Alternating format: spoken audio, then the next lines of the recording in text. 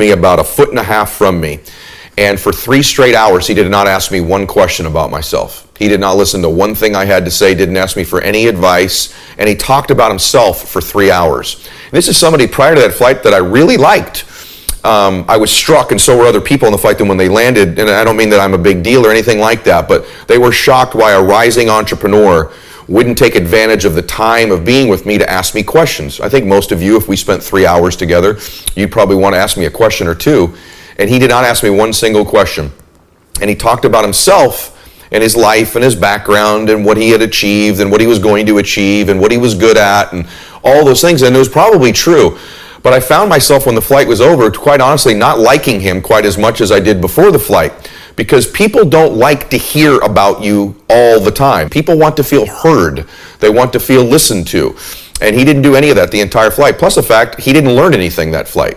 So remember this. I know there's the old adage that you have 2 eyes and 2 ears and 1 mouth for a reason, and you ought to use them in that ratio, but really you should use your mouth even less. And so the 2 things happened on that flight. 1, he didn't get anything out of it. He didn't learn anything. And 2, it made the people around him, quite frankly, not care for him to the extent they could have, because he's a really good guy. But he just talked the entire time. And I don't think he did it out of ego. I think he did it because he was nervous. And so that's one thing I want you to check in the very beginning. When you get nervous, I do, when you get nervous, do you begin to talk more? One of the great things about my show is that I've had to learn to listen more. And people say all the time, one of the reasons they like my show is I seem so excited and so interested in what people are saying, because I sincerely am. I've learned that being a great listener is easier than being a great talker. Because being a great listener, the pressure's off you to come up with the perfect thing to say, right? The perfect response, the perfect phrase, that sounds smarter or better than somebody. You don't have to do that when you're a great listener. And people's favorite topic, number 1, remember this, people's favorite topic is themselves. They love to talk about themselves. One of the things I've found over and over in my life, and my friends get a kick out of this, but when I play golf, you'll spend 4 or 5 hours with somebody when you're on a golf course. And oftentimes my friends will tell me, man, Dave really liked you, Ed. Like, he really enjoyed the time with you, Eddie, so much. But he doesn't know anything about you. And one of the reasons they like me so much is I don't talk about myself. I love to talk about them. I love to ask questions about them. And so it's interesting, when we're done, they really, really like me and they know nothing about me. And they wonder why they like me. But the reason they like me is I allowed them to talk about themselves. Plus the fact, the way I look at life, I already know about me. I'm not going to learn anything else by talking about myself. I'm going to learn by asking them questions about them. And so I think being a great listener has lots of benefits. 1, people will like you more. 2, you're going to learn more. 3, it takes the pressure off you. And so listening skills are so critical. And even as we cover this, you may say, I'm a great listener. Well, let's go through some things and see how good we all are, because even on my show, I'll be honest with you, I watch replays back of my show and I interrupt too much. I jump in too much. I finish people's sentences for them too often. And that's an ego thing, almost like I think I can say it better than them. In fact, I'm so bad at it, I'll be honest with you. Before every show, I tell them, hey, this isn't like any other interview you've been on before. I'm going to interrupt you. You can interrupt me. We'll make it like a real conversation. And all of my guests always politely say, wonderful, that's great. I want you to cut me off. But the truth is, that's not how a great conversation goes. It's not 2 people interrupting each other all the time. It's 1 person talking, another person listening until they're finished speaking, and then responding. So this is something I'm not very good at. And so I teach this to you today, not being critical of you, but knowing that it's something I'm going to have to get better at myself. So here we go. Let's talk about some critical steps of being a great listener. There's this thing that's out there too that says, hey, when you're speaking to a woman, she doesn't want you to solve her problem. She just wants you to listen to her. You've all heard this before, right? Men, that's different. Let me tell you, none of this stuff is gender specific. It's not true at all. Nobody wants you to solve their problem necessarily, not right away. Everybody wants to be heard. Everybody wants to be listened to. Everybody likes to talk about themselves. And so just please remember that. This is not gender specific. Men and women aren't different on this. Men like to be heard as well. Men like to be important. Men like to be funny. Men like to be interesting. Men want to share their ideas and thoughts and worries and fears with other people just like women do. So remember this. You don't always want to just go solve their problem right away. Next thing is this. Always be asking people for understanding, so that when they say something, when they're finished speaking, ask them, so what I think you're saying is, or what I'm hearing is, or clarify this for me. Because this shows how deeply you were listening when you ask for clarification. And what I'm hearing is, by the way, when you say the sentence to somebody, so what I'm hearing is, that lets them know you were hearing them, that you were listening to them. So as I was listening to you, this is what I understood. Help me understand. Clarify for me, because this gives a deeper sense you were listening to somebody. The next thing is what I'm doing right now with you. Make eye contact. Look right at them when you're talking to them. Don't be distracted. Don't look around. Don't look at your phone. The way you tell me I'm important is by looking at me. I have a significant person in my life, and one of the things that drives me crazy is I'm always saying, "Are you listening to me?" And she's always like, "Yes, of course I'm listening to you." And I'm like, "Well, could you look at me and let me know you're listening to me?" I'm not going to say who that is either. But we all have that person in our life who they're listening, but they don't know to let us know they're listening. One of the best ways you can do that is by just looking right at somebody, nodding with them when they say something you agree with, right? Smiling when it's funny, like giving a normal response. You'd say, well, this is basic stuff. You'd be surprised how often you look away, how often you're not focused. The next thing is check your body language. Are you leaning in? Are you welcoming? Are you warm? Or are your arms crossed when you're talking to somebody? See, I have this tendency when I'm really listening, I get really drawn in. One of the things I do is I get very serious. And I almost begin to grimace and make a face because I'm so interested. I'm in deep thought. But what happens is my visual on my face doesn't indicate to them that I'm enjoying what they're saying or that I'm listening very deeply. So make sure that your facial expression, this may seem basic, but your facial expression matches the moment, matches the emotion. Some other people do something different. They're always smiling when something very serious is being said. That's not an appropriate facial expression, and it looks like you're not listening, or it disconnects the connection, if you will, no pun intended, between you and that person. So check your facial expressions. Make sure you're looking at them. Check your physiology and your body language. The next thing is that when someone's talking, the highest form of listening is to let them finish their sentence. Do not interrupt them. Do not interrupt them. I do this all the time when I get excited. Oh, really? Almost like I want to jump in and get my point in before they're finished. Or I want to sound smarter. Or if I don't say it now, I'm going to forget to say it. Probably the number one weakness in my ability in listening to people is my desire and tendency to jump in before they finish their thought. And what that says is, my thought's more important than yours. My needs are more important than you. I'm done listening to what you're saying. Be careful to say things like this when they're talking. Right, got it, yeah, wow, Because what that does is, it's called a nudge. You're nudging them along verbally to finish. It's like, hurry up, I got something to say. Right. And that nudges them verbally. I used to think that those were things I was saying that confirmed what they were saying, but it was really what was really happening is I would nudge. Better is that when they're done, you say, wow, or that's interesting. Or you at least respond when they're finished. All responses are wonderful once they're finished speaking, but don't do the verbal nudges that get them to speed up and finish. Don't finish sentences for people next. It's another thing I do. They'll be saying something and they'll be struggling for a word, and I give them the word. Let them find the word. It's their word, not yours. And you're stealing control of the conversation from them and making them feel like you're not listening to them. Don't finish their sentences. Don't give them better words. Don't talk over them. Don't interrupt them. These are all things that we all kind of do from time to time when we get excited. I'm not suggesting if someone is making an incredible point that you don't begin to laugh or jump in.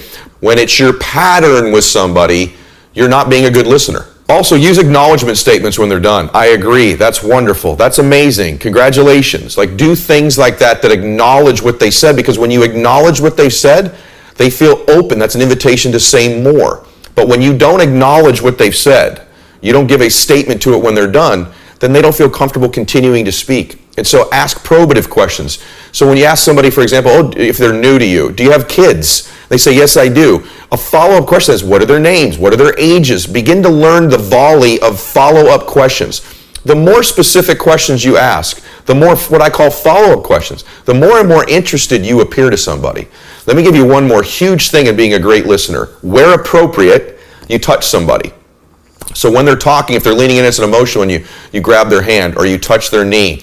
Or when they're finished speaking, you shake their hand or hug them or pat them on the shoulder. And by the way, this has to be appropriate, right? Especially when you're talking about different genders. Be very careful of this. But one of the ways you anchor in, I'm listening to you, is with a touch. It anchors in the emotion. And so I'll often be careful when I shake their hand of touching them or touching their shoulder or hugging them when we're done, or patting them on the shoulder or knee or something like that that just acknowledges I'm hearing you. If it's a guy, maybe it's a fist pump or a high five, right? But it acknowledges the listening and it encourages them to continue. So that is a little bit gender specific, but I just want to reinforce to you that that just shows you're listening. Then there's a series of questions I think you should ask yourself, just sort of a checklist of whether or not you're a great listener. So ask yourself this, in conversations you have, do you intend to do more or less talking than the other person? This is a huge one for me, especially in business or even in social as well. Do I talk more than them in the conversation? If I've come out of a good conversation, I've talked less than the other person has talked. Man, is this a difficult one for me, particularly when you're in a position of authority with somebody, when they're asking you a lot of questions and you're just answering. Make sure you're feeding questions back to them.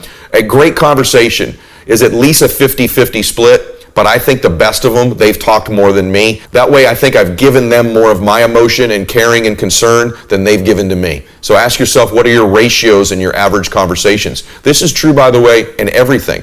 In your business meetings, in your sales meetings, with your children, with your spouse, with your friends, with someone you're comfortable with for 30 years and someone you've met for 30 seconds. Who talks more in your exchanges? Number 2, when you don't understand what they're saying, do you ask them questions? This is such a huge form of connection with people. Oftentimes, if we don't understand something somebody said, we don't ask them a question about it because it may make us look not so smart or not very prepared. But the way that you really indicate I'm listening to you is, hey, can you help me understand this? And you ask for understanding. I didn't understand what that word meant, or I'm not sure who Bill is that you're referring to. Bill who? Right? When you begin to ask questions of understanding, the connection deepens with that person. Another question to ask yourself is, when you're in a conversation with somebody, do you often try to figure out what they're going to say before they finish saying it? This is an indication that you're not present with them when you're listening and you're trying to get them to finish speaking so that you can jump in and say your very important thing. So don't be trying to project forward what they're about to say, because that means you're not listening in the present and there's a disconnect when you do that. So ask yourself this, do I often or ever try to project forward what they're going to say before they've said it? Next, do you find yourself just not paying attention when somebody's speaking to you? I mean, maybe you are looking around, or do you find yourself just thinking about other things when people speak to you? This is a value issue. It really means that these other things are more important to you than what this person is saying. And when you begin to build a habit and a pattern of truly not paying attention, one of the reasons I enjoy my interviews so much, and quite frankly, my connection with my guests are so long lasting after the program, is because I am so interested in what they're saying. And I'm interested in what all people are saying. If you were my Uber driver, I think my Uber drivers would tell you, man, this guy is overly interested in what I'm saying. And my cameraman, Mike, is nodding right now because he's been in enough Ubers with me to know I talk to everybody. I think people are gifts, and I believe the way you open them up is by asking them questions. And so I don't care if you're a server in a restaurant, my Uber driver, a guest on my show who's worth $1 billion, or the top athletes in the world, my pattern of conversations with people is very similar. I'm interested in what they're saying sincerely, and I think you should just begin to ask yourself that question. Are you sincerely interested in what they're saying? Because they can feel this intuitively. Another thing to ask yourself is, in a conversation, can you intuitively sort of tell the difference between what somebody is saying and what they really feel? Why is this so important? Because oftentimes people wear social masks with us, don't they? And they'll tell us things, frankly, that just aren't true or don't completely confirm the way they're feeling about something. And so a deep level of listening is you can almost feel what they really sense about something or what they're really feeling, not just listening to the words. This is a way of connecting with someone. They don't even know you're connecting with them, but their words don't match their feelings. And when you can connect with their real feeling, man, have you not only got influence over them, but most importantly, you've got a connection with them. Next one. In conversations with people, do you find yourself finishing their sentences or supplying them with better words? Don't do that. I have this mistake sometimes where I finish their sentence for them, right? And I think, oh, we're connecting, I'm with you. That's not what it does. It disconnects you from somebody when you use a better word or a different word. They say, you know what, I really was just really sad. Oh, you were just really bummed out then, huh? You've rephrased something for them. Another way of listening the wrong way, I think, is, do you sometimes only hear the facts and details they're given and not listening for the emotion behind it? Just listening for the emotion from somebody gives you a much deeper level of connection with them than just listening to the facts and figures. This is important, especially in sales, when someone's giving you facts and figures back. If you can connect with the emotion of it, big difference. Lastly, do you struggle with seeing things from that person's perspective? Like, really connecting with them, really empathizing with them, really believing in them. This is so important when you're listening to somebody, is to really try to connect with their point of view. Because the way you help influence me is if I can meet you where you are, I can take you where we need to go. But if I can't meet you where you are by letting you use your words, your emotions, listening for the emotion behind it, really listening for your point of view. Maybe you sell cars, for example. This person's had a really traumatic time buying cars in the past. They're very skeptical about it. You've got to be able to see it from their point of view. This is true with getting your children to behave differently or interacting with your spouse. It's critical that you meet with them where they are and take them where you're going. So why are all these skills so important, especially from a business perspective? Because this has been very detailed, very granular. The reason it's so important is because to really influence somebody, they have to trust you. And the way you do that is by building rapport with them. So one of the things I used to do incorrectly is I brought all this massive energy. Ever heard people say, you got to bring the most energy? The highest energy person does win. But the way that you really influence somebody is by connecting with them and listening and then matching them physically and their tonality as well. So when I talk back with somebody, I listen for their tonality. I listen to the volume of their voice, the pace of their voice, how they speak. I begin to try to match by listening to them the words they use, the tonality they use, and the volume they use. If they use a certain set of words from time to time, if you were listening closely, if you then use some of those same words back to them, you connect. So this is a form of influence. If this person sort of repeatedly used the words literally, you've heard that word 3 or 4 times. When I'm then going to be saying my stuff back to them to influence them, I'm going to use the word literally. This is a connection word. It's part of the words they love. When I use words they love, I can influence them. This is a huge thing in influence, in closing, in moving people to make decisions that are best for themselves. If they talk at a pace like this, just like I'm talking at this pace right now, and I'm talking like this very fast, I break connection and we can't have rapport. So I want to listen for the pace that they speak at, the cadence. Also the tonality.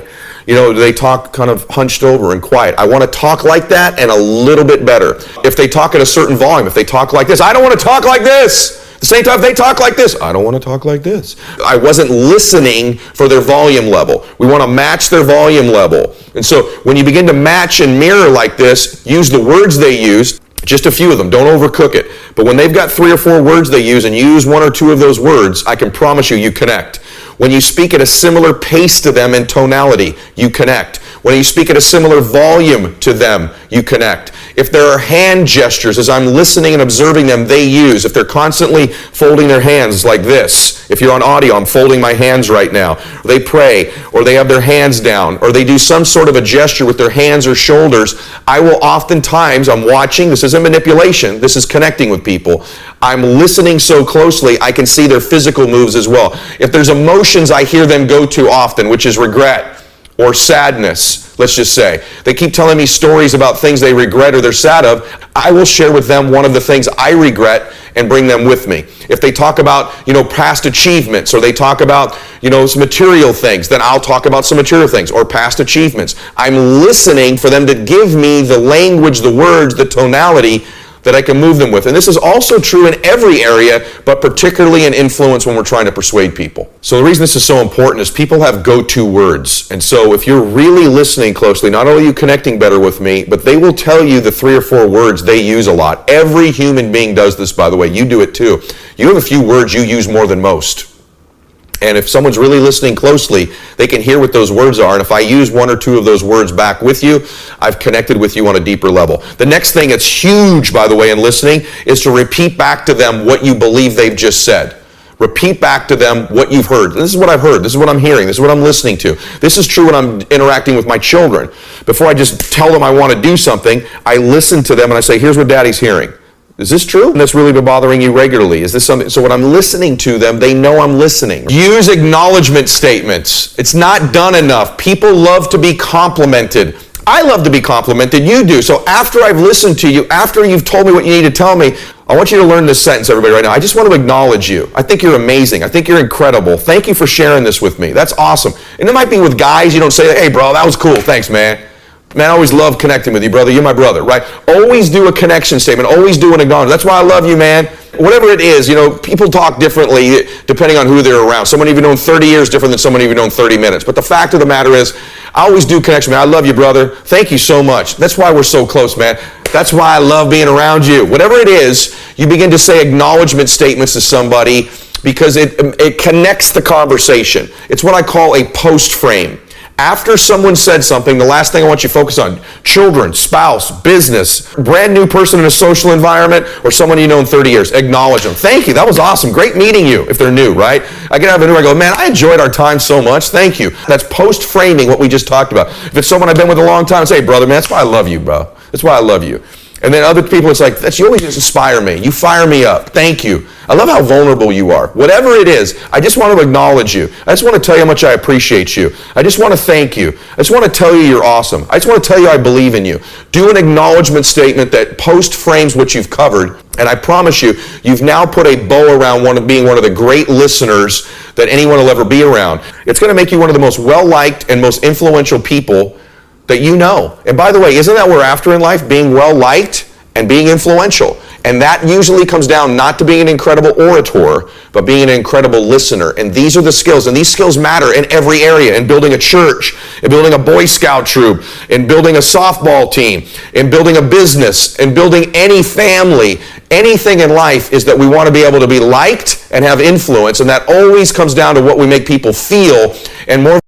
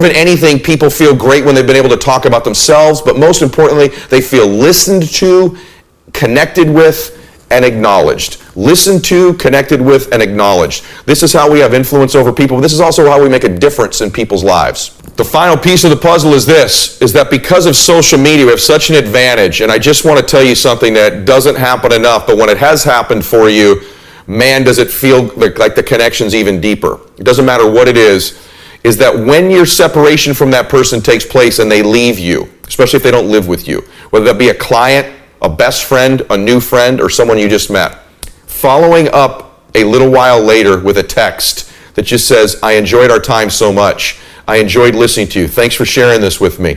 And maybe repeating back to them what you heard a little bit of. And when you do that, it cements them. Not only did he listen to me or she listen to me in my presence, but they continued to listen to me after I was gone. They continued to connect with me.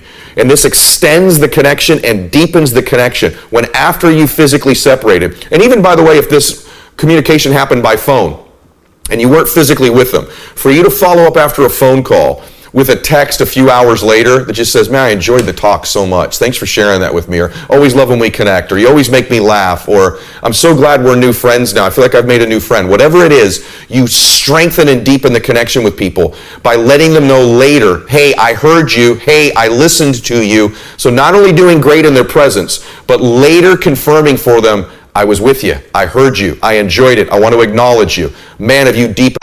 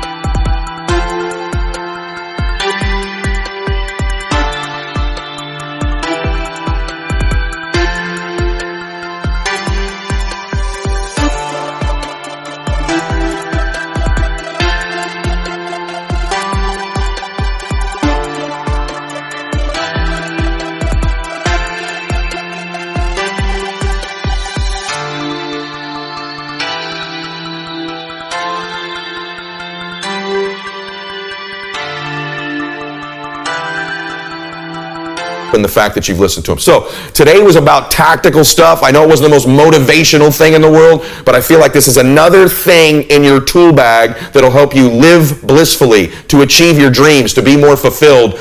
And it's something that we overestimate when we think we're good at it. When you hear it sort of laid out like this, you think, man, I could be a better listener. There are tactical things I could do better. Hope today helped you out. And if it did, by the way, please share this program with somebody who needs to hear it. You probably got somebody in your life you wish listened to you better, don't you? Or maybe you've got somebody in your life who's the best listener and you want to send it to them just to confirm that they're already great at this stuff. And I want to remind you, I want to listen to you. I want to connect with you more. And so I run the maxed out 2-minute drill every day on my Instagram account. And that means this: when I make a post in my main feed, which usually I make between 7:30 a.m. and 8 a.m. Pacific time,